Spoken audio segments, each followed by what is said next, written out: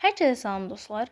Bugün riyaziyyatın əsas mövzularından biri olan həndəsənin əsas anlayışlarını başa salacağam. Həndəsə deyəndə həndəsi fiqurların xassələri haqqında danışılan elm nəzərdə tutulur.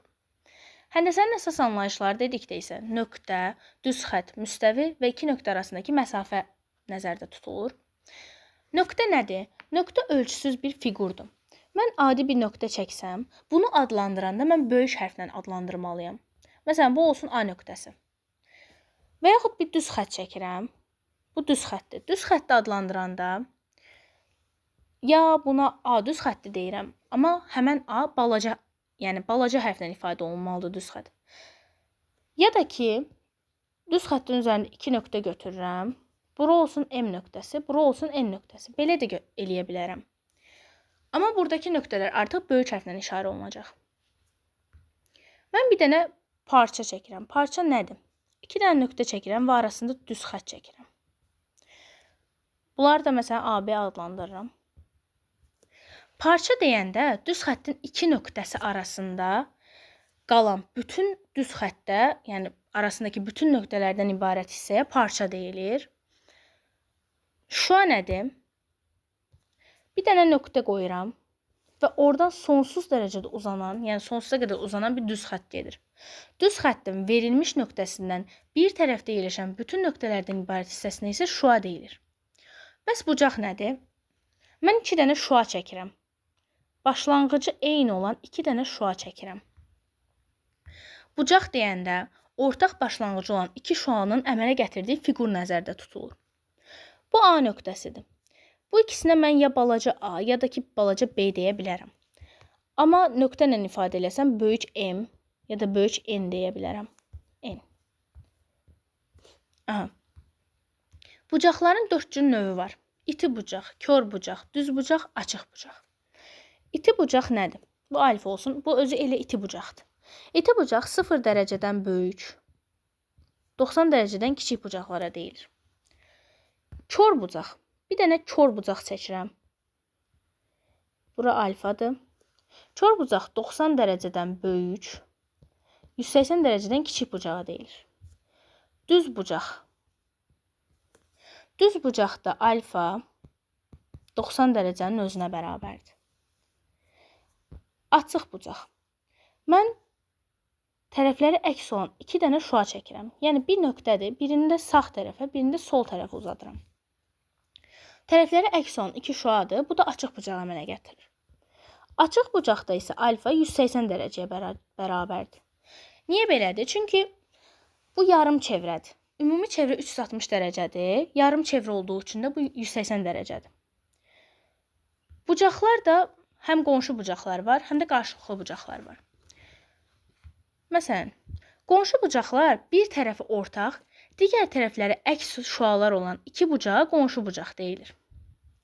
Məsələn, çəkirəm belə bir şey. Açıq bucaq və buradan bir dənəsin. Adlandıraq. A, O, B olsun. Burada olsun C. Buradakı A, O, C bucağı və B, O, C bucağı qonşu bucaqlardır. Qonşu bucaqların cəmi 180-ə bərabərdir. Yəni, bura olsun alfa, bura olsun beta. Alfa plus beta bərabərdir 180-ə. Qarşılıqlı bucaqlar. Mən belə bir şey çəkirəm. Və bunları adlandıraq yenə. A, O, C, B və D. Burada qarşılıqlı bucaqlar iki bucaqdan birinin tərəfləri o birisinin tərəflərinin əks şuaları olarsa, yəni belə bucaqlarda qarşılıqlı bucaqlar deyilir. Burada məsələn bucaq BOA, yəni bura. Bir də bucaq COD, yəni bura. Biri alfa, biri beta. Bunlar qarşılıqlı bucaqlardır. Qarşılıqlı bucaqlar bir-birinə bərabər olur. Alfa betaya bərabərdir. Gələk həndəsənin əsas anlayışlarında olan aksiyomlara. Burada çox aksiyom var. Məsələn, biri aid olma aksiyomu. Aid olma. Aid olma aksiyomu deyəndə düz xəttə aid olan, yəni onun üzərində yerləşən və düz xəttlə aid olmayan nöqtələr var. Məsələn, bir düz xətt çəkirəm. Düz xəttin üzərində A nöqtəsi yazıram. Bu A nöqtəsi artıq düz xəttə aid bir nöqtədir. Çünki düz xəttin üzərindədir.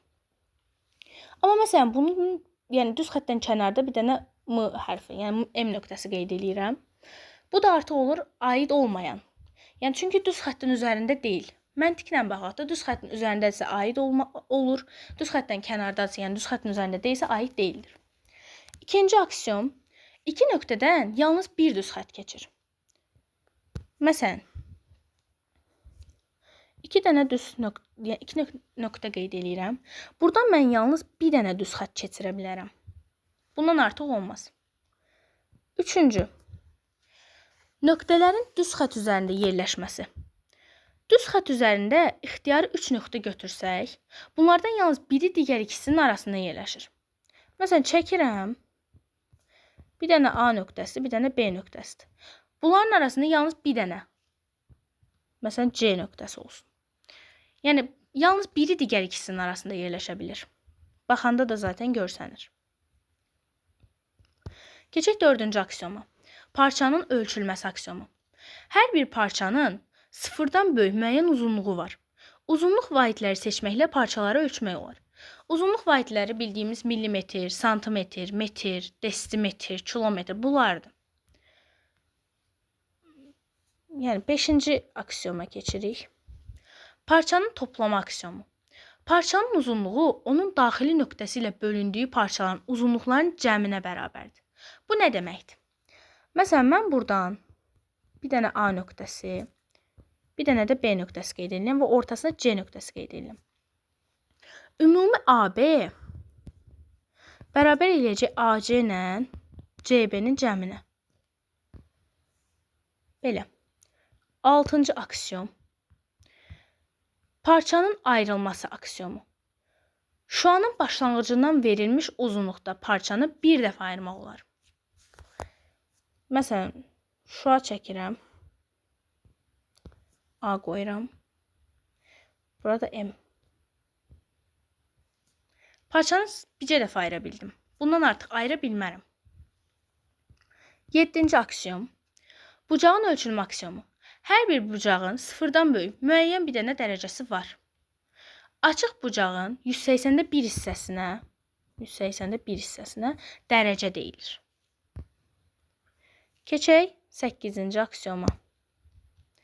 Bucağın toplama aksiyomu. Hər bir bucağın dərəcə ölçüsü onun daxili oblastından keçən şua ilə bölündüyü bucaqların dərəcə ölçülərinin cəminə bərabərdir. Məsələn, bir dənə bucaq çəkirəm. Bir dənə şua keçirirəm buradan. Bura olsun A, B, C, bu da olsun D. Onda bu ümumi ABC bucağı var. Bucaq, daha doğrusu BAC. Bərabər eləyəcək. Bucaq BAD üstə gəlsin bucaq DAC-yə. Yəni, belə də deyə bilərik. Bura olsun alfa, bura olsun beta. Alfa ilə betanın cəminə də bərabərdir deyə bilərik. Keçək, artıq aksiyonlarımız bitdi. Keçək uyğun tərəfləri paralel və perpendikulyar olan bucaqlara. Əgər iki bucaqdan birinin tərəfləri digərinin tərəflərinə uyğun olaraq paralel olarsa, belə bucaqlar ya bərabərdir, ya da cəmləri 180 dərəcəyə bərabərdir. Buna nə deyilir? Məsələn, çəkirəm belə bir şey. Bura olsun alfa, onda burada olacaq alfa. Bu olsun A, bu olsun C, bunlar da B'dir. Buradan belə çıxır ki, A paraleldir C-yə. Bu paralel və eyni adlı deyilir. Onda B də paralel olur D-yə. Onda baxın, bucaqlar ikisi də bir-birinə bərabər olur. Daha sonra belə bir şey çəkirəm. Bura olsun, məsələn, beta, bura olsun alfa. Bunu da yenə adlandıraq. Burada bucaq, bunlar müxtəlif adlıdır. Ona görə bunların cəmi bərabərdir 180 dərəcəyə. Keçək indi İki paralel düz xəttin üçüncü düz xətlə kəsişməsinə. Burada müəyyən bucaqlar əmələ gələcək. 2 dənə paralel düz xətt çəkirəm və üçüncü düz xətt çəkirəm. Bunları rəqəmlərlə qeyd edəcəm. Belə. Burada bucaq 1 və bucaq 5, bucaq 2 və bucaq 6, bucaq 4 və bucaq 8, bucaq 3 və bucaq 7. Bunlar uyğun bucaqlardır. Uyğun bucaqlar həmişə bir-birinə bərabər olurlar. Bir də var çarpaz bucaqlar. Çarpaz bucaqlarda biri var xarici çarpaz, biri var daxili çarpaz. Xarici çarpaz deyəndə baxın çöldəkilər nəzərdə tutulur. Yəni baxın buradan bura qədər. Çöl hissədəki çarpazlar, çalım çarpaz. Çöl hissədə olanlar amma. Daxili olanda da içəridəkilər olacaq. Onda bucaq 1 və bucaq 7, bucaq 2 və bucaq 8. Bunlar xarici çarpaz olur. Daxili çarpazda bucaq 3 ilə bucaq 5, bucaq 4 ilə bucaq 6. Bucaqları artıq əzbərləmişəm. Bunlar da daxili çarpaz bucaqlardır. Biri də var bir tərəfli bucaqlar. Bunlar da yenə iki cürdür. Daxili bir tərəfli var, xarici bir tərəfli var. O nədir? Bir tərəfli bucaq deyəndə, məsələn, çöldən, yəni dübbələm düz gəlir. Amma çöldəkilər. Xarici deyəndə çöldəkilər nəzərdə tutulur, yəni bu ikisi.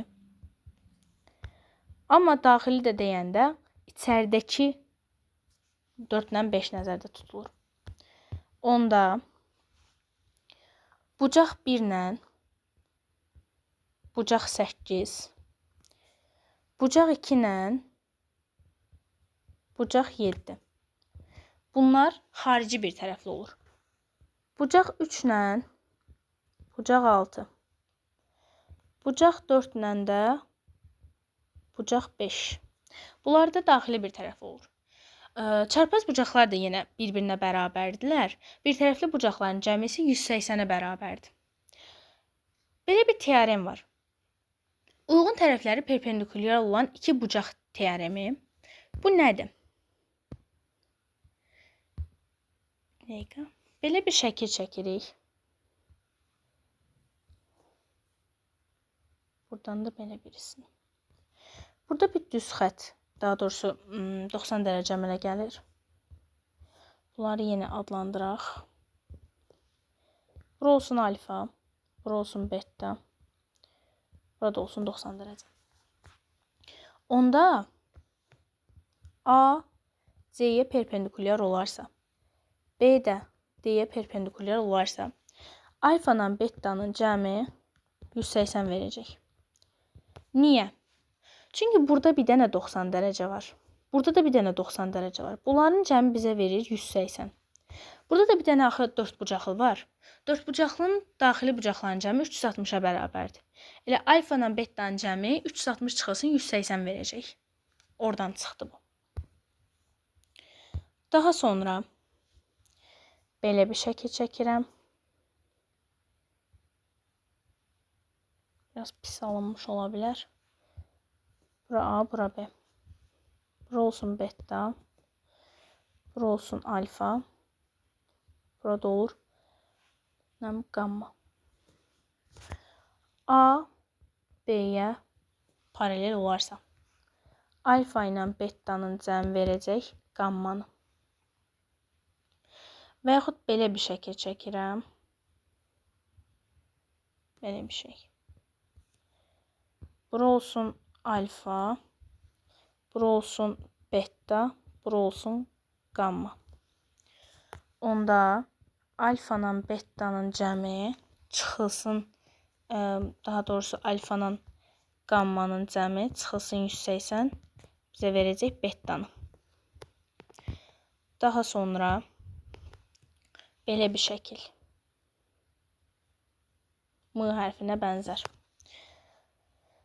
Bura olsun alfa, bura olsun gamma, Bura olsun beta. Onda alfa betaya paralel olarsa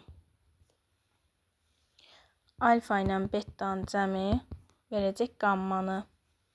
Bu şəkil tərsinə də çəkilmiş ola bilər. Testlərdə sizi çaşdırmaq üçün tərsinə də çəkə bilərlər.